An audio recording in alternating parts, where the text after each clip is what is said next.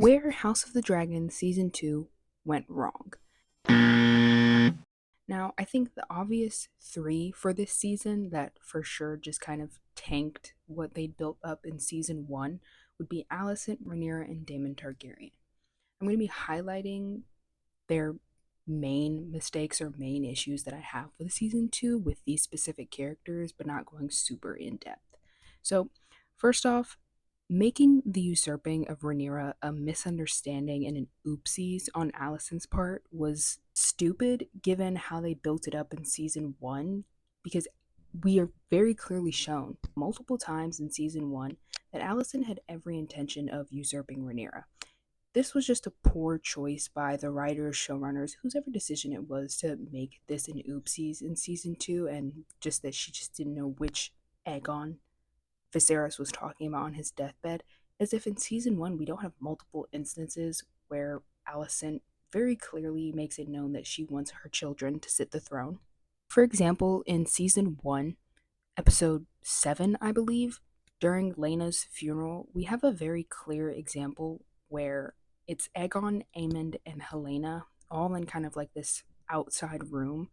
Aegon and Aemond are standing next to each other, and Helena, I think she's playing with a centipede or something, and Aegon's making fun of her. And at this point, they're betrothed or about to be, or have already been married at this point. We have Aemond come to her defense while Aegon is making fun of her while she's playing with the centipede, calling her weird.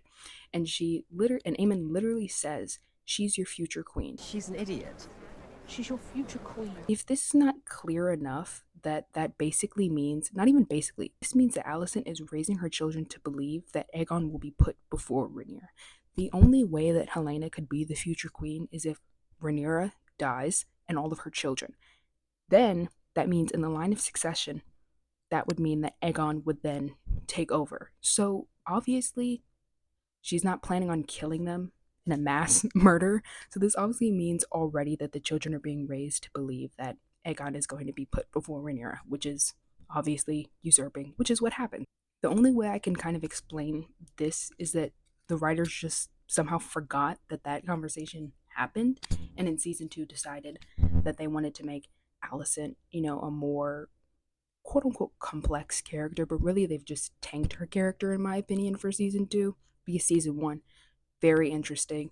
They started off very strong, right? Because a lot of people were upset that they had aged aged Alicent down and Rhaenyra up for the sake of the story, which I think is a valid criticism. But they kind of, in the adult life, they were holding it up pretty well and made her very interesting, given that her relationship with Rhaenyra was fizzling off. I like to point out that season 2 does a phenomenal job at single handedly stripping every woman in the show of any kind of ambition, even from characters like Alicent, who previously displayed said ambition in season 1, which we see multiple times. And we even have Otto Hightower in season 1, after the Driftmark situation, comment on how he didn't believe that Alicent had it in her, and now sees that she does have that, ambition to take what both Otto and Alicent believe should be theirs or their children's. I've never seen that side of you, my daughter. I even doubted its existence. Rhaenys Targaryen is another character who becomes a victim of this in comparison to her book counterpart. One major example of this is when Rhaenys in season 1 flees to Dragonstone, warning Rhaenyra. Now this is right after she's been essentially held captive by Alicent. The thing that she says to Rhaenyra after telling her that Viserys is dead is, quote unquote, "The Greens are coming for you and for your children. You should leave Dragonstone at once." Now, obviously, I don't really have to explain this, but this is a warning. But the issue with this is what happens in season 2. In season 2, she says Otto Hightower wouldn't allow this. In episode 3 or 4, right after the assassination attempt on Rhaenyra's life. She did. It's not her, but the men around her who seek bloodshed. She permitted it. As you permitted the murder of a little boy in his bed. To then say in season 2, Otto Hightower wouldn't allow this. It's very interesting that they chose to change her in ways that only supports what the showrunners want watchers like us to believe, and that is that Rhaenyra and Alicent still have some kind of relationship despite everything that's happened. But my issue with this is that for her to then warn Rhaenyra and Daemon, in season 1 saying the greens are coming for you and for your children. So I can't even take that as, her not meaning this literally, because then she follows it up with, you should leave Dragonstone at once, meaning that they're coming for blood.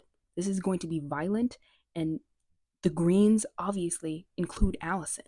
Just for in season 2 to say Otto Hightower would not allow this assassination attempt, it doesn't make sense, and it doesn't follow through with what has been built up from season 1 with the green characters. For the sake of pointing out patterns within the show specifically, I am going to be bringing up the book. Now, for certain characters, like Rhaenys Targaryen was not a character in the books who was doing what she's doing in the show, which is urging against war and doing absolutely everything in her power to convince Rhaenyra that war is not necessarily what she should be striving towards, and speaking with Alicent first may be the better option. The reason I bring that up is because she's one character that they do this to, and there's another character. We see Alicent Hightower. Alicent Hightower was in charge of the Green Council. She led the Green Council. She wasn't, being sidelined. She is the one who summoned the council during the usurping and thereafter. So these are two major characters who, once again, in the show, we're seeing somehow the showrunners just decide, hey, let's just do the exact opposite of what was stated in the book. And I get it. Season 1 watchers should have already known that the show wasn't going to be accurate. But I feel like bringing up the book in some instances is a valid criticism to try and better understand the reasoning behind their choices when these choices have meaning. Look at Daemon Targaryen in Harrenhal. One of the book lines is that he seemed unaffected by, whatever Alice or whatever the haunting part of Harrenhal was. But in season 2, we get a whole 8 episodes of him the exact opposite, him going through these visions and falling victim to Alice and what she's putting in his head. So I just think that it's valid to show that the show is just doing a lot of opposites towards a lot of their creative decisions that I just don't necessarily think that are good decisions just because they're different. Rhaenys essentially adds to the desire that Rhaenyra has in season 2 to speak to Alicent personally in the Sept. Now, I have a whole issue with the Sept scene in general. That could be a whole separate video, but I really shouldn't have to explain why that is an issue. I just think that there are many things that went wrong in that conversation, on top of what I've already brought up with this being the oopsies realization moment that Alicent has, that Viserys was not talking about her Aegon and instead Aegon the Conqueror, which I think is, again, another silly moment, because why would he suddenly switch up after he just dragged himself off of his deathbed to then defend Rhaenyra again, and even himself says, why are petitions being made over a succession that has already been settled? Again, why do they make these such silly oopsie moments? Another silly oopsies moment that I like to bring up that they change, not even just from the book, but from the show as well, is Aemon Targaryen. I'm only going to touch on this briefly because it's just one particular scene that I think is kind of overlooked within the fandom and discourse that I've seen. It's the scene in season 2 where he's in the brothel and he's talking to that woman. Can't remember her name, but I'll put up a picture. He's talking to her and he's talking about when he kills Lucerys in season 1. Now, my issue with this is what he says. He says, I do regret that business with Luke. I lost my temper that day. But there's a lot wrong if you look at what he's saying and then look at the actual scene in season 1, the last episode, when he ultimately kills Luke with Vhagar. Now, why this is an issue is, for one, anybody, I don't even want to say sane because I don't think that Aemon is sane, but anybody with intelligence, which I do believe that Aemon is an intelligent character just based off of what we've seen in season 2, is anybody who's going to chase Vhagar, who is said to have in the book seen over 100 battles. Why would you chase somebody with a war dragon and not expect that this war dragon is going to retaliate the way that she did? Now, another issue is that before they even get to that, when they're actually in Storm's End and they're talking, we see Aemon demand that Lucerys take out his own eye so that he can make a gift of it to his mother. My issue with this is that, let's say he actually did, right? Let's say Luke actually did take out his eye. Would he not also die from that? Taking out his own eye? The difference with Aemon losing an eye is that immediately there was a maester to tend to him, sew up his eye, he says that it's going to scar, and then he replaces it with a jewel later on. But Who would help Lucerys in that situation? Because Lord Boros literally says there will be no fighting under my hall, which is ultimately why Luke leaves. Was that also not a subtle way of telling him, like, to kill yourself, basically? Or I'm going to do it for you? Again, with these threats, it just doesn't make sense that the scene that we get here, that after that happens, Aemon just looks surprised. I also will say another issue I have is that I really wish we got to see what Aemon says to Alicent, how he breaks the news after the situation in season two. Well, after the situation in season one, I feel like we should have started it off that way, or even after would have been nice, or during when Rhaenyra is searching for Luke's body. It would have been interesting to have them flip flop during the funeral scene to Aemon breaking the news to everyone that he's killed Luke, instead of what we got, which is Alicent and Kristen, which is an issue in itself. Again, that can be a whole separate video because I have a lot to say about their choice of adding that when they added it. Now, that was just another example that kind of parallels, again, another oopsies kind of thing, which just doesn't make sense given the information that we already knew in season one of these characters. During one of these council meetings in season two, we get that iconic scene of, Alicent being shut down again, even though she's trying to take the lead. And it just kind of zooms in on her just sitting there and obviously being upset that she no longer is in the position that she thought she would have kept. And I think that what the showrunners were trying to do with this, even how they decided to end the season with, that scene of Alicent and Rhaenyra talking, and I think one of the showrunners commenting on it and being like, this is where the war planning actually happened, this very conversation, not the council tables. And the point that's being shown again and again and again of the men at the table of both Rhaenyra and Alicent's being quick to war, quick to anger, quick to all of these things that are the showrunners want us to believe is just inherently bad. I think what they're trying to do is show us that, women are more intelligent than that. Women don't want war. They don't want violence. They know what they're doing. Look at these scenes, right? But it's doing the exact opposite, in my opinion. In fact, it's quite misogynistic, if I even want to, go that far. I just think that because they've done it to every single female character, except for Bela, who barely gets any screen time, but except for that one scene in the trailer where she's screaming, well, not in the trailer, but the screaming part is in the trailer, but of her chasing after Kristen Cole, that's the most, ambition we've seen from any female character this season. And that was like a minute long, and then pretty much Bela just is, shutting up the men at the table again. But I think it's doing the opposite of what the showrunners want. This is what all women are like, that they are just so above war, right? Because I feel like, they're trying to make all of these very simple characters very complex. Because one thing about the dance, one thing that makes it really good in Fire and Blood is that it's not a complex issue. It's not a complex story, but that's what makes it so good. It's such a simple story that caused so much chaos. It killed pretty much all of the dragons. It killed a good handful of Targaryens.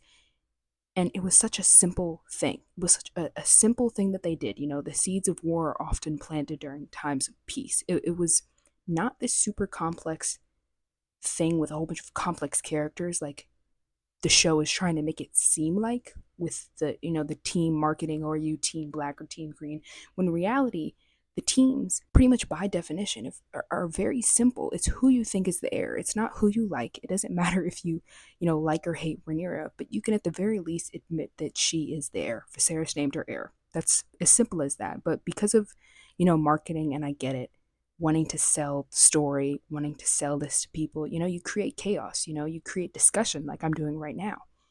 But ultimately, it's hurting the plot, right? Because they started off in season one by keeping it pretty level with showing that not everybody is good, but it wasn't centered around the teams. Now in season two, it's like, who do you think is a worse person? That's what decides if you're team green or team black, when that has nothing to do with it. And it just makes it hard to watch, because then you get scenes like what we got in season two, where it's just nobody has ambition except for Aemond, and Aemond is not even team green, he's team Aemond. So it's like everybody on team green is just pretty boring.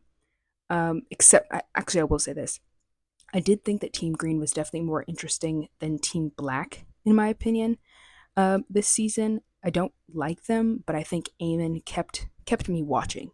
Eamon for sure kept me watching because I was like, well, what is he about to do? Is he, after burning Aegon at Rook's Rest, which was insane, he definitely for sure kept me watching. I would have 100% liked to see more Jacaerys. That's another thing. They also managed to strip Jacaerys of his ambition. Well, I'm not saying ambition, but actually doing things. A lot of characters weren't really doing anything this season.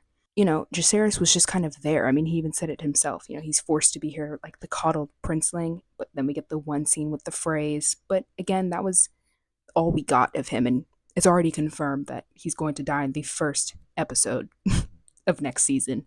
So now this is one scene in particular that I know that a lot of people will say that I'm reaching at, but it bothered me the moment she said it. It's literally one word, but it's in the final episode when Alicent and Rhaenyra are talking. They're going back and forth, and Alicent says this: His love for her that kept him resolute in his choice of heir. "He never stopped loving your mother, you know. I believe that is what kept him so resolute in his choice of heir." Now, I don't know if people or the writers know what resolute means, but it means firm in adherence to a cause or purpose, or bold and steady. So I'm a little confused because in season 1, they make it very clear that the usurping is not a mistake, given the many examples I just showed before. But then in season 2, they decide they want us to believe that, Alicent got it confused, she had the wrong Aegon. And then they have her say, kept him so resolute in his choice of heir. So kept him so firm in his choice of heir. Why this is an issue is because if this entire time they want us to believe that she knew from the start that he was her choice of heir, but she wanted to usurp, you can't then in season 2 have her during the sept scene care at all in the slightest that she got the Aegons confused, because she just said it kept him resolute in his choice of heir. And in season 1, I have to assume that she also was thinking, okay, Viserys named her heir, but I don't care, I want my blood on the throne, hence Aegon. So why in season 2, in the sept scene, would she care that she got the Aegons confused? I mean, maybe a little bit, for that one scene, but then after that, she is looking for the history books and Aegon had them thrown out or something like that. But she wouldn't be doing that if she's going to sit here and say, I believe that's what kept him so resolute in his choice of heir. Well, obviously you didn't think that because you wouldn't care, because you thought that and you didn't care and usurped the throne anyways. So I just don't understand that train of thoughts almost. And I believe that season 2 takes place just a few weeks after Viserys died. Like, it couldn't have been that long. I don't even think it was that a month, but I'm not sure on that, so don't quote me on that. But either way, this isn't like a super long period of time after Viserys is dead that she had time to think about this, because he dies. Then the next scene we get, the next episode, is like her awake in bed and she's crying. So the usurping happened within hours of each other, right? I just don't understand this train of thought of her saying that it kept him so resolute in his choice of heir, so firm. So you're admitting that. So that means that in season 1, you also knew that. You can't just change your mind, you know what I mean? I mean, you can change your mind, but not over the course of a couple of days, weeks maybe. I really don't even know the course of time or the time period in season 2. That's also really confusing. It's confusing as her children's ages. I don't understand how old any of them are, but this just doesn't make any sense. And I feel like that sums up the season perfectly. There's a lot of stuff that just does not make any sense that they want us to believe that I just don't. But yeah, that sentence just really bothers me for some reason. Well, not for some reason. I have every reason to be bothered, but I never really see people talk about it, so I wanted to point that out. In regards to Daemon Targaryen, my main issue with him, even though I know that I'd probably arguably say that he was the most talked about character this season, just because a lot of people hated his Harrenhal arc, which I think is valid. I think you can either love it or hate it. I don't really think there's an in-between at all. I'm probably a hated it, mainly because of how it started and how they chose to end the arc. I think I would have liked it maybe a little bit if they hadn't ended it the way that they ended it.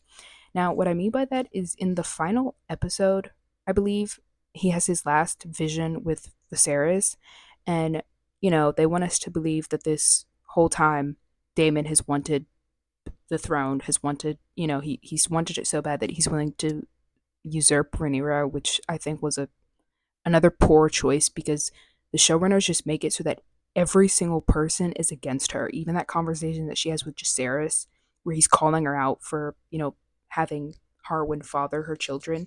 It seems like they literally just want everyone to be against her at this point, which is, I don't even know what to say about that. But back to my point, they end it with his conversation with Viserys, and then I believe that the next vision after that is the one that was hyped up in the trailers. All this talk about it, but I have so many issues with it. So my main issue is the vision of Daenerys. They're somehow trying to capitalize off of Daenerys, even though they literally killed her. And there's plenty wrong with her death scene that I really don't even talk about in this video, but they're trying to capitalize off of that, and then they're using Daemon for that. Even though I believe the showrunners themselves had said that they really don't like how the audience loves Daemon. Like, he's a very hyped up character. I feel like that also has to do with Matt Smith in a way, kind of like Tywin Lannister and Charles Dance, where a lot of the love for Tywin for sure comes from the performance by Charles Dance. But if you really think about this vision, we have a whole 8 episodes of Daemon, going through this journey, trying, Alice is trying to show him over and over again that he doesn't actually want the throne. He doesn't know what it costs, and usurping Rhaenyra for something that he doesn't actually want is insane. But to have this, really thought out way of Alice being the one to, kind of tell him, hey, look at all this stuff that Viserys lost during his reign, and him saying he never even wanted the throne, but obviously got it because he was the oldest brother. And then having Daemon actually come out of the visions because of the Daenerys vision,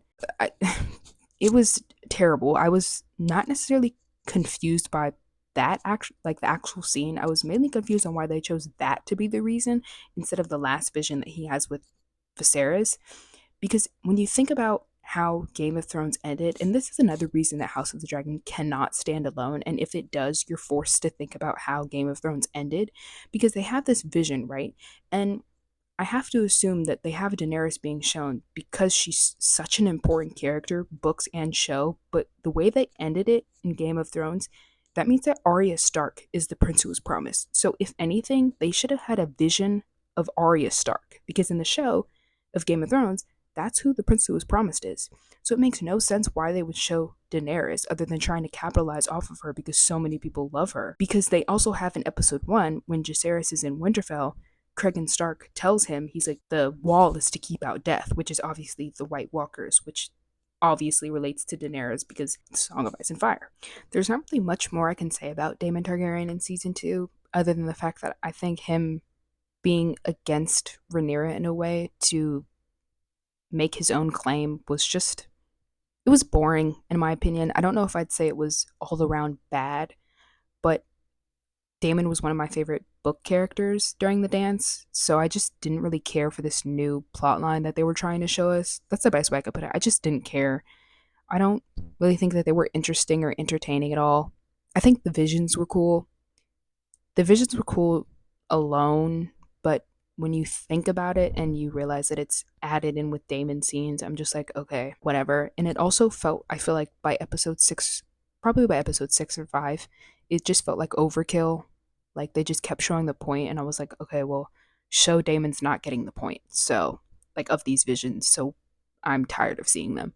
But they were like cool, to even see Patty play Viserys again. That was also pretty cool. That's pretty much all I can say about Daemon. I just did not enjoy his character at all this season. I also will say, I don't know if this is true. I don't know if I'm misremembering or something, but I do hate how in the trailer they have the scene where he says, bend the knee to the queen or your house burns, but then in the show it's bend the knee to me. Like, cannot believe I got clickbaited by a trailer. Same with Bella's scream.